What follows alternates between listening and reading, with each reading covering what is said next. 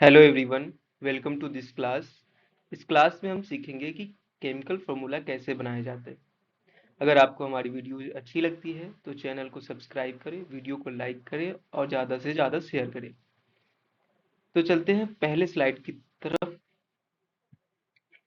तो chemical formula बनाने के लिए सबसे पहले जो हमें करना होगा वो हमें आयंस और आयंस के वैलेंसी को याद करना पड़ेगा।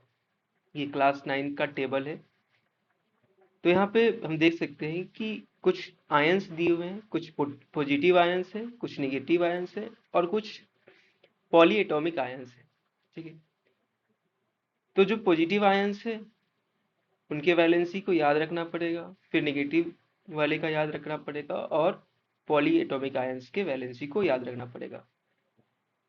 तो यहाँ पर मेनली जो हमारे पास आयंस है वो कॉमन आयंस है जिनका यूज हम लोग ज्यादा करते हैं। होने के तो आयंस बहुत सारे हैं पर इनका यूज ज्यादा होता है। अगर इतना हम याद कर लेते हैं तो हमारा काम चल जाएगा।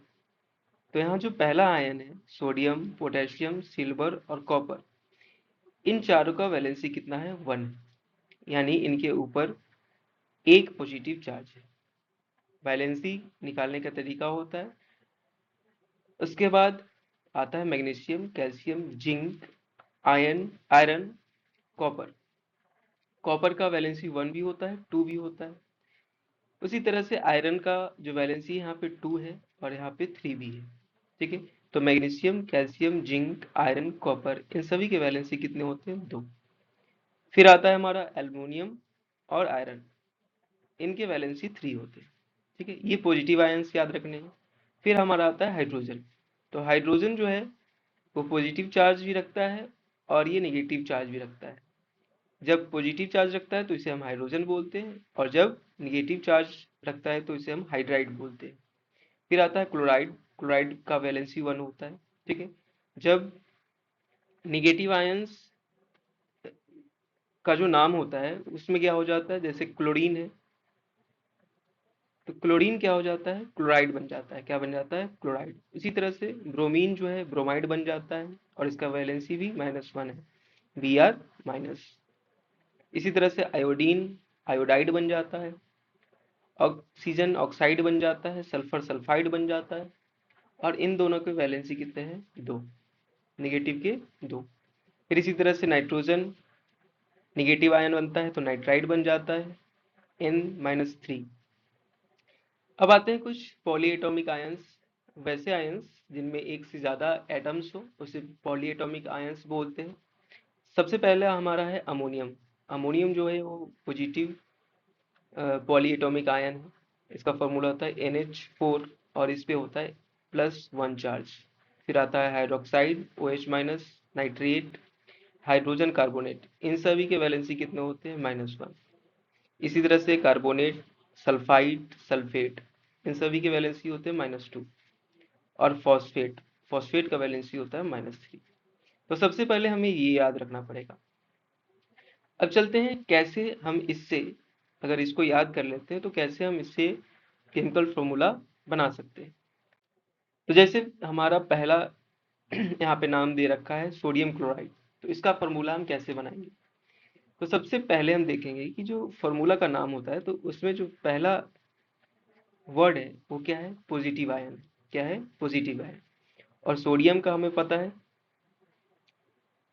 कि सिंबल क्या होता है? Na। तो हम लिखेंगे Na। और यहाँ पे क्लोराइड है, क्लोराइड मतलब क्लोरीन, और क्लोरीन का सिंबल क्या होता है? Cl। ठीक है। उसके बाद हमको क्या लिखना है? नीचे लिखना है वैलेंसी। नीचे क्या लिखना है? वैलेंसी।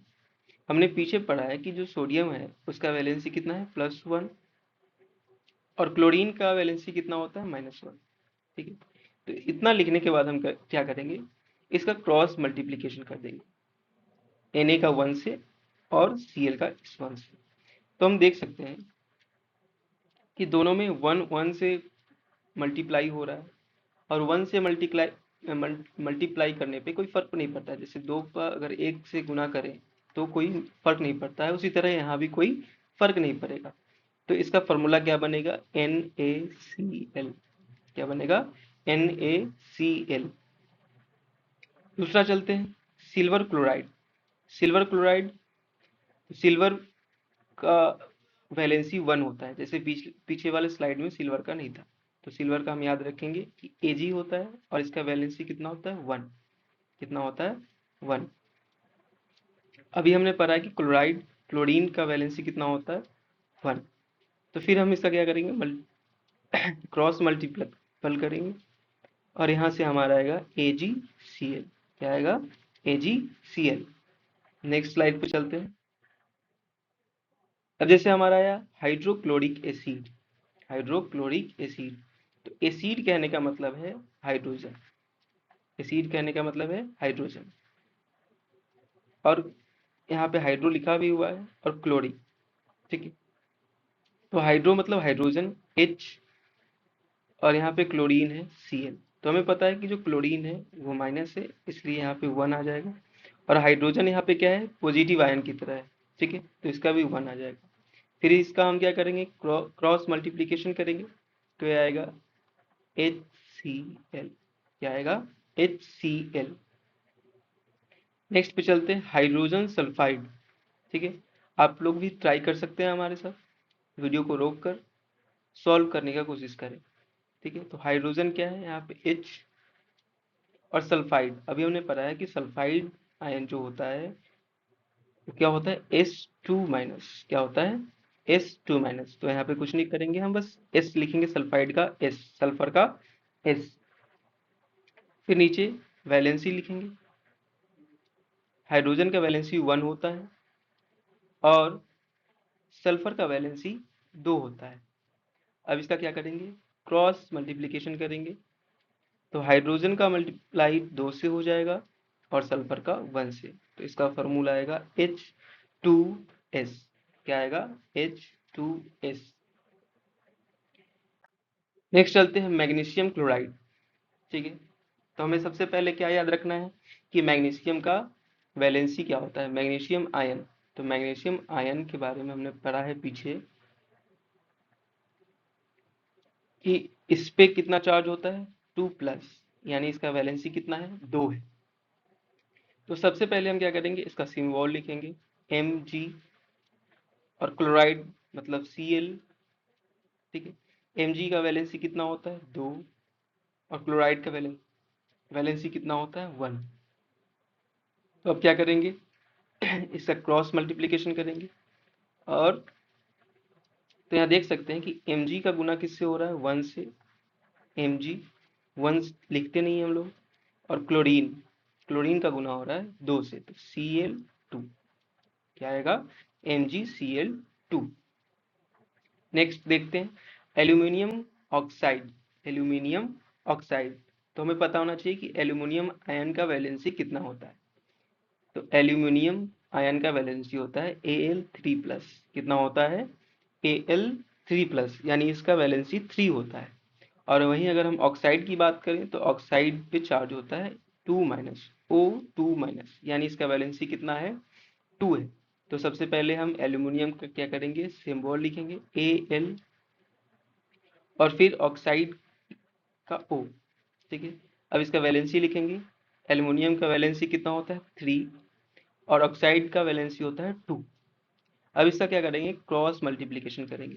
ठीक है, Al का गुना हो जाएगा 2 से, और O का गुना हो जाएगा 3 से। तो यहाँ जो फॉर्मूला बनेगा वो क्या बनेगा, Al3, सॉरी Al Al यहाँ पे देख रहे हैं Al का गुना किससे हो रहा है 2 से हो रहा है, Al2O3। Al2O3। नेक्स्ट स्लाइड पे चलते हैं। अब आया मैग्नीशियम क्लोराइड। ठीक है, तो अभी हमने जस्ट पढ़ा है कि मैग्नीशियम का सिंबल होता है Mg, और इसका वैलेंसी होता है 2, और क्लोराइड का सिंबल होता है Cl, और वैलेंसी होता है 1। तो अब क्या होगा, इसका क्रॉस मल्टीप्लिकेशन होगा, तो Mg का गुना होगा 1 से, और क्लोरीन का गुना होगा 2 से।